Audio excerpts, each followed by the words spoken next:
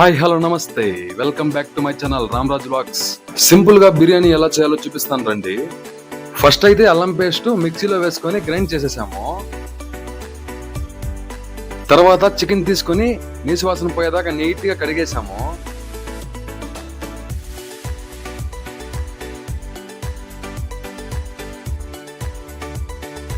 ఆ కడిగిన చికెన్ ముక్కల్ని ఒక బౌల్లోకి తీసుకొని అందులో కొంచెం పసుపు వేసేసాము. ఇందులో ఒక ట్విస్ట్ ఉంది, అదైతే లాస్ట్ లో చెప్తాను నేను. దానితో పాటు కొంచెం సాల్ట్,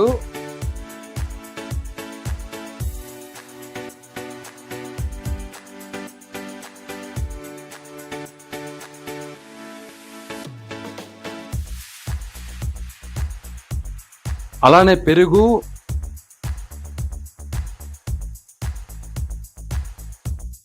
కారం పొడి, ధనియాల పొడి అయితే వేసేసాను.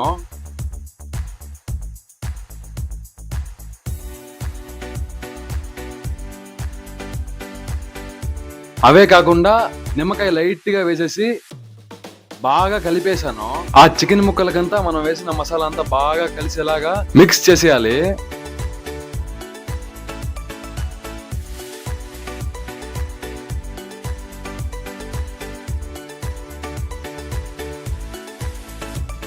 అలా కలుపుకున్న చికెన్ ని తీసుకెళ్లి ఫ్రిడ్జ్ లో పెట్టాలి. ఎందుకంటే ఆ చికెన్ ముక్కలకంతా ఆ మసాలా అంతా అయ్యేలాగా వెయిట్ చేయాలి.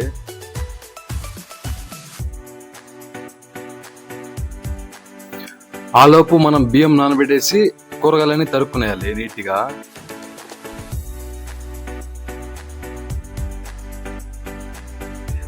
ఇంకా ఫైనల్ గా స్టవ్ పైన బిర్యానీ గిన్నె పెట్టేసి అందులో కొంచెం ఆయిల్ పోసుకునేసేయాలి. దానితో పాటు బిర్యానీ ఆకు, చెక్క లవంగాలు, అలా కొన్ని ఇంగ్రీడియంట్స్ అయితే వేసుకునేసేయాలి. ఇంకా ఫైనల్ గా మనం ముందుగానే తరిగి పెట్టుకున్న ఆనియన్స్, అలానే పచ్చిమిరకాయలు అయితే వేసేసి దాన్ని బాగా కాలేలాగా తిప్పేయాలి. ఇట్లా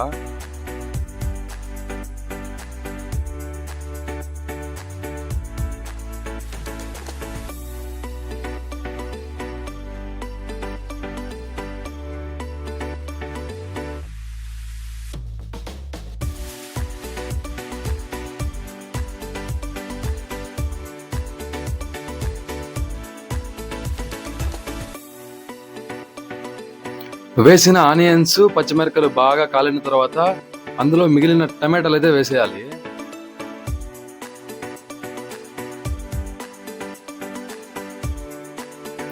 అవన్నీ బాగా మిక్స్ అయ్యేలాగా కలిపేసి అందులో కొంచెం కరివేపాకు అయితే వేసేయాలి.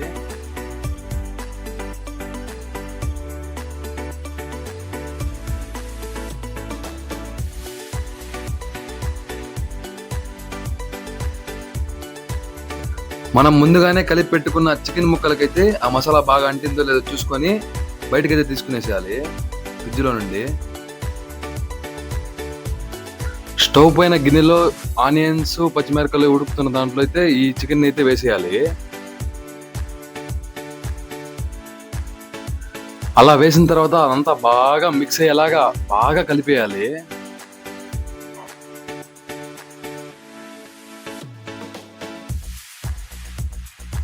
అదంతా బాగా కలిపేసిన తర్వాత కొద్దిసేపు ఉడికేంత వరకు వెయిట్ చేయాలి.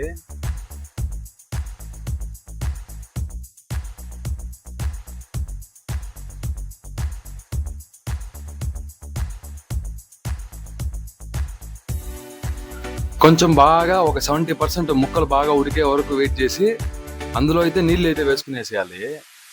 ఎలా అంటే మీరు 1 గ్లాస్ బియ్యం పెడితే వాటర్ అయితే 1.5 గ్లాస్ అయితే పోయాలి.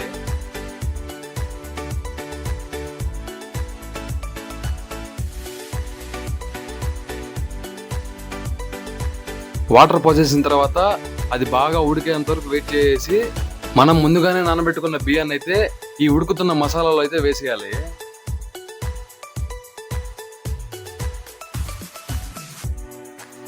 అలా బియ్యం వేసిన తర్వాత కొద్దిసేపు అలా తిప్పేసి గమ్మునైపోవాలి. లేదంటే అలానే తిప్పుకుంటా ఉన్నారంటే సంగటి అయిపోతుంది. ఇంకా ఫైనల్ గా మనం వెయిట్ చేస్తున్న బిర్యానీ అయితే రెడీ అయిపోయింది. అందులో మంచిగా టేస్ట్ కోసం నెయ్యి అయితే పోసేసాను. ఇంకా ఫైనల్ గా కొత్తిమీర వేసి కొంచెం అలా బాగా కలిపేశాను. అదిదా బిర్యానీ చేయడంలో ఉండే మ్యాటర్. ఫైనల్ గా ప్లేట్ లో పెట్టుకునేసి తినేసాము. చాలా బాగుంది. ఏమో ఎట్లా మామా? సూపరా, అది సూపరా, సూపర్.